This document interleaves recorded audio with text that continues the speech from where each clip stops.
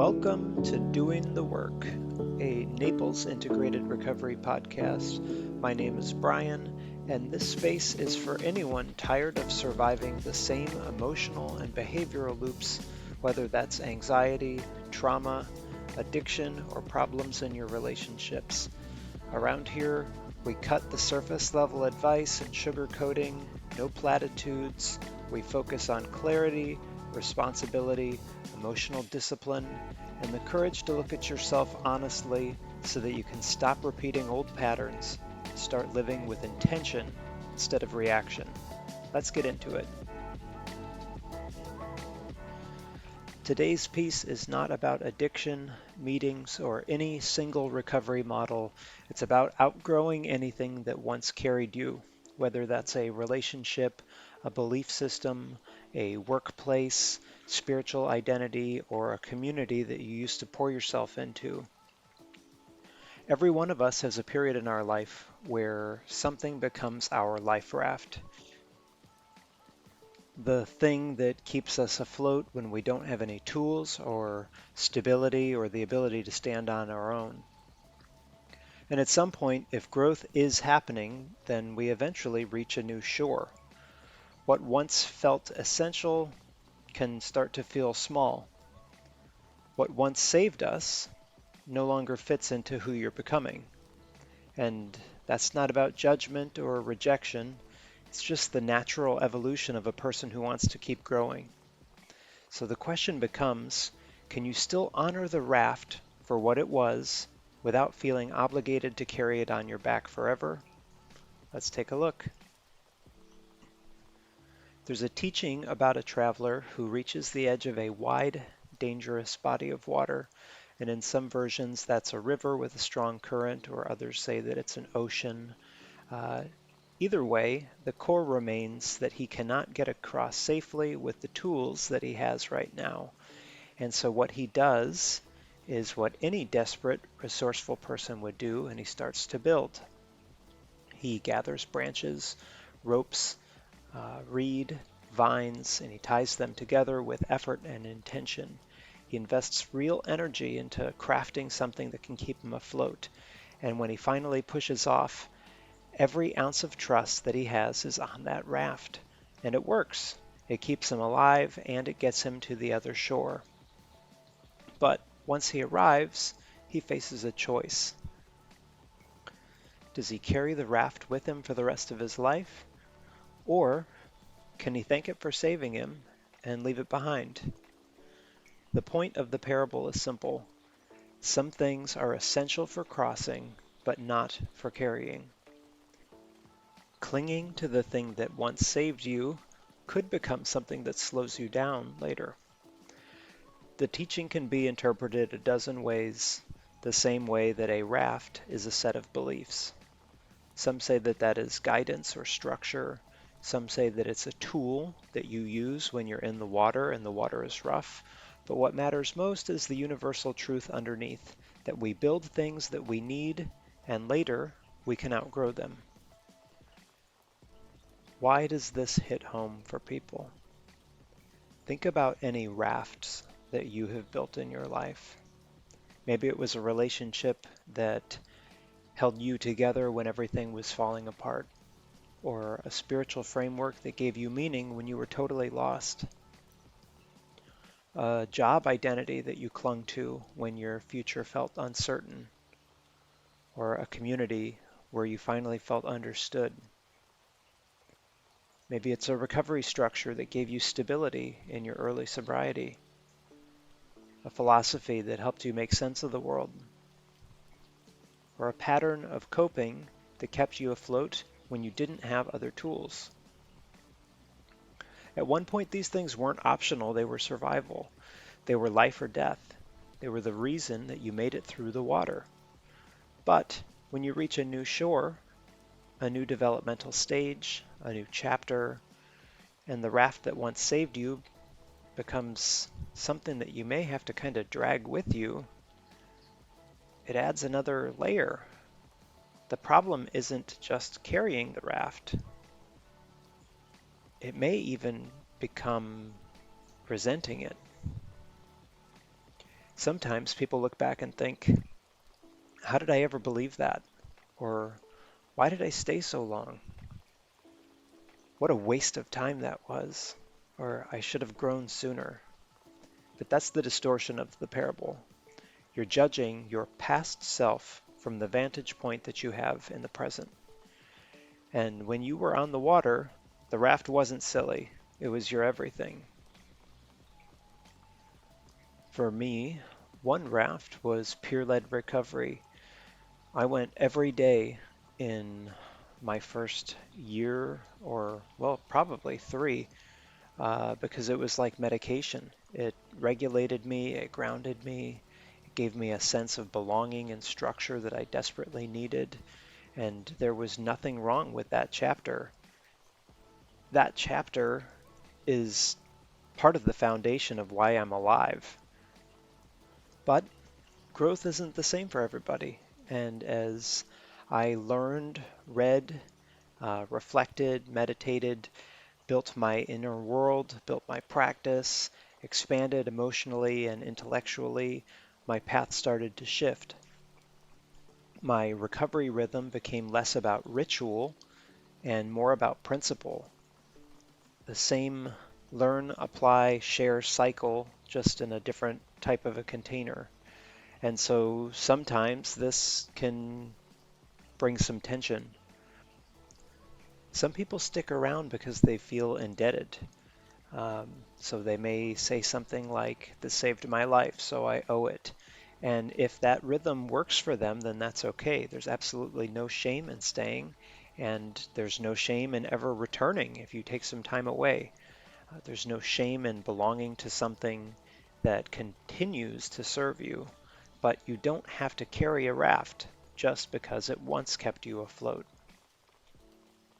So here's a piece of psychoeducation that really matters. The part that people miss when they outgrow something. Both sides tend to distort. Upon sitting and reflecting with this, I started to notice my own distortions were showing. A few comments that I had heard from people started turning into me mentally filtering, everybody thinks this way, and that wasn't accurate. That was a protective part. Part of my irritation wasn't about them, it was about feeling underestimated, feeling like my growth wasn't being recognized, or feeling flattened into a version of myself that I felt that I had outgrown. When someone told me that I was at risk if I stopped coming, what landed for me was, you don't know yourself. We know you better than you do. And that hits deep. The mind fires back, no, you're the one who's not growing. And that is reactivity, not truth.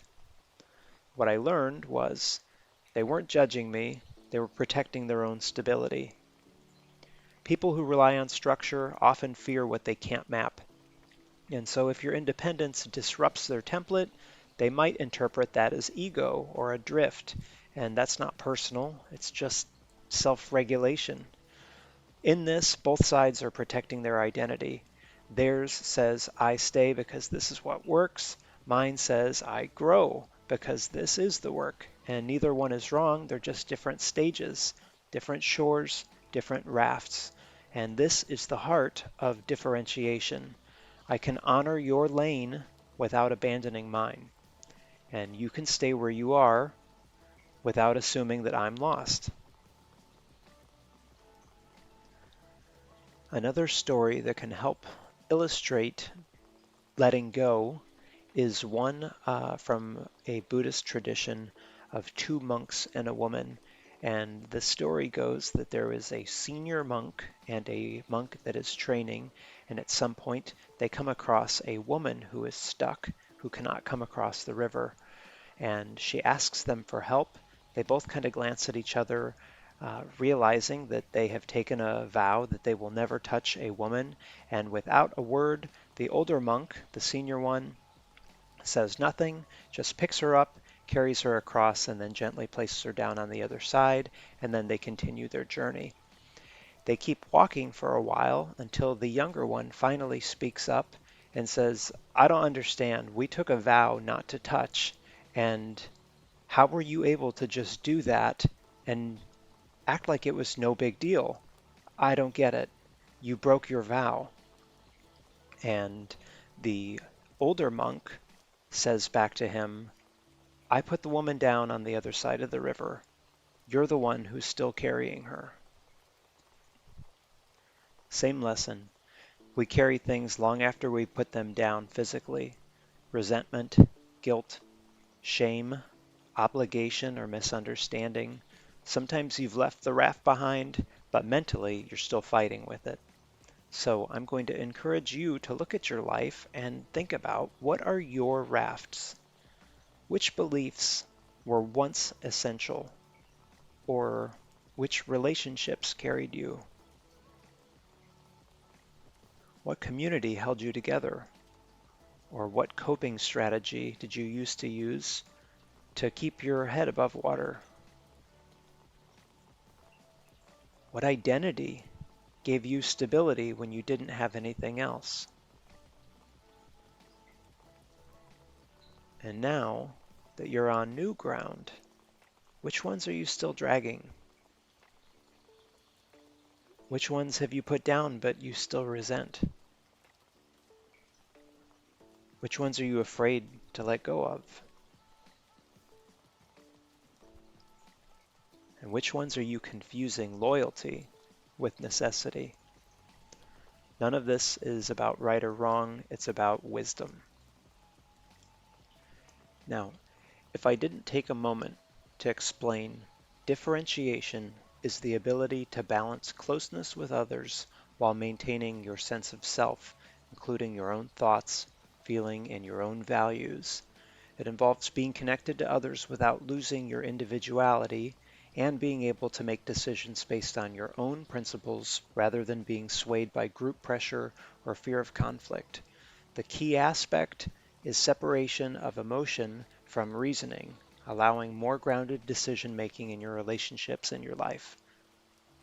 So, also consider this: one that shows up long before any kind of addiction, recovery, religion, or any kind of a community ever came into picture. Think about your family system. A lot of people realize that they grew up being handed a raft that they never chose. And for some people, that raft may include an identity of being a peacemaker, or an overachiever, or a quiet one, or the one who always makes the family proud, or the one who's absorbed in chaos so that everybody else can function. Those roles weren't optional, they were survival strategies. And as kids, we read the emotional weather better than our adults did. We learned what kept the peace, we learned what got us love, we learned what kept us safe. And so we build rafts out of whatever scraps were around. Some built one out of perfectionism or compliance, staying invisible, being the rescuer, or some just out of always being fine. Those aren't personality traits, they were flotation devices. As adults, those roles stop helping, but out of loyalty, sometimes we keep carrying them. Not because they fit, not because they're true to who we are, but because letting go feels like betrayal. So we drag the same raft into adulthood, the same way that we would drag a recovery structure or a relationship, belief system, or a job identity long after it stops serving us. This is where people quietly fall apart. They're trying to grow into their adult identity while trying to stay loyal to child roles that kept them alive, and nobody can do both for long. In my last episode, I talked about how some self-help or peer programs can lead to areas of self-abandonment, and family systems can have a subtle gravity to them. They can pull you back into an old version of yourself even after you've done years of your own work. You go home for the holidays and suddenly you're that young kid again, or the fixer, or the one that's absorbing other people's emotions, or the one that has to prove that you're okay so that other people don't worry. That's not regression, that's role reactivation. And so here's the part that many people never name out loud. We carry the raft because we don't want to hurt the person who built it with us. We want to stay the good child, or the successful one, or the helper, because dropping those roles feels like abandoning the ones who depended on them. But here's the truth. If staying loyal to a past role requires you to betray yourself in the present, then that loyalty isn't love, it's fear. Differentiation is the process of saying, I can stay connected to you without collapsing into who I used to be. And a lot of families aren't equipped for that. A lot of relationships aren't equipped for that. Not because they're malicious, but because they're used to that raft too. And your growth means that they have to confront their own stagnation. Your boundaries mean that they have to face the dynamics that they relied on. Your authenticity requires them to recalibrate who you are and who they are.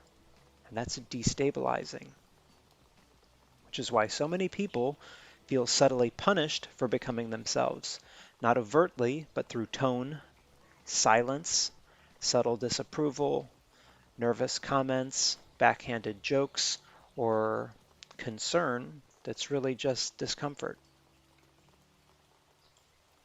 If you keep dragging a raft that you've outgrown, especially a family one, three things can happen.